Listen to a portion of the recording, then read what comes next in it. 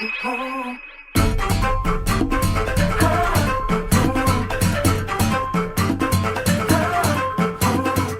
I start this video, I just want to say a couple things. First off, this is a prediction video. Isshiki is not gonna be a DLC from what I know. But if he were a DLC, I think that these are the moves and skills that he would come with as a DLC. And now that we got that out of the way, let's move on.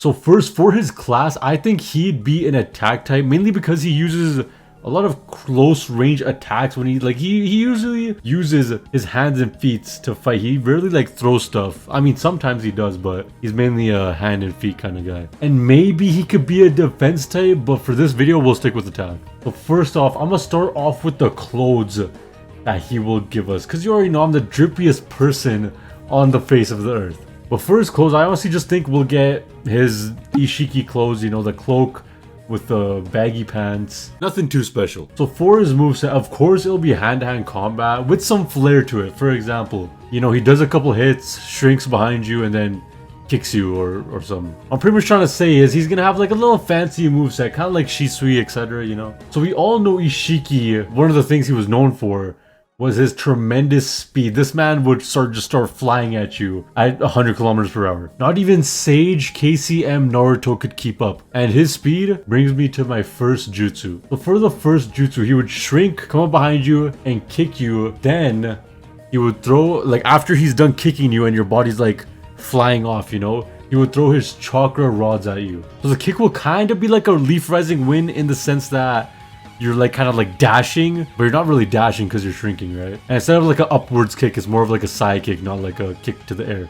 And after he throws the chakra rods and deals his damage, the opponent will have low defense and it will stun them just for a couple seconds. So if you're fast enough, you can pull off another combo and deal even more damage. Now this move won't do insanely good damage. Like out of the 5 little fireball things, it would probably be like 2 out of 5, you feel me? And that's because, like I said, if you're fast enough to catch them in the stun, then you'll be able to do much more damage than the initial jutsu. And since the opponent has low defense from the chakra rods, you'll deal even more damage. Like it's just game over, bro. But it's if you're fast enough to catch them. Now for the next ninjutsu, no matter how hard I think, I honestly cannot think of anything new, like unique.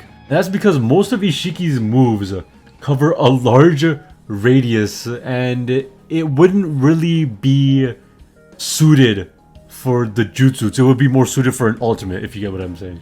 So that's why I'm gonna leave his second ninjutsu for y'all. That's right, if you guys give me your idea and I like it, you know, I might pin it. I might pin the comment, you know what I'm saying? But of course, that is if you have an idea. If you don't have an idea, it's all good. But if you do have an idea, please do share. And I know a lot of you finna be like, what the heck, DSR? I wanted a prediction video and now you're making us do the work? And yeah, you're right. Let me ask you this. Did Naruto win the war by himself? Exactly, moving on. Now for Isshiki's substitution. Yeah, we're doing substitution. For a substitution, he would obviously be getting beat up on, right? You're getting hit by your opponent. And when you activate the substitution, you will unshrink slightly above your opponent. Then you'll hit them with a big kick. Kind of like the kick that Isshiki or Jigen gave Sasuke when he was hiding in the Susanoo. But obviously, since it's a substitution and not an actual ninjutsu, it won't do as much damage and it'll just send your opponents flying so you can get that distance in between you and your opponent.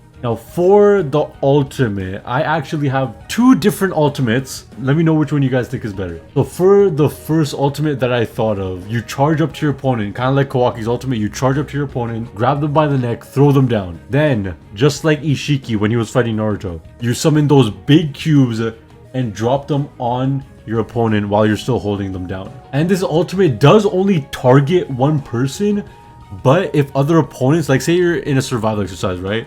If other people are standing around you and they get hit by the cube, it'll do damage to them too, obviously. Now for the second ultimate, as you guys know, Isshiki loves his chakra rods, and during the final battle, he did this one move, which was really cool in my opinion. And I feel like this ultimate would probably be more likely to be used if Isshiki does come to the game. Isshiki, or you, when you unlock his moves or whatever, you'll throw down a bunch of chakra rods, obviously not as wide of a radius as Isshiki did, because that was just like way too big of a radius. Obviously it will be minimized. I don't know how Shinobi Strikers will do that, but you know, they could probably do it. And once you hit them, it's not an instant KO. So once you hit them, it'll probably do around half to 75% health, and it will lower their defense, and it will disable their subs and their ninjutsu, but not their ultimate. And that's because pretty much the amount of chakra rods that has been planted inside your opponents,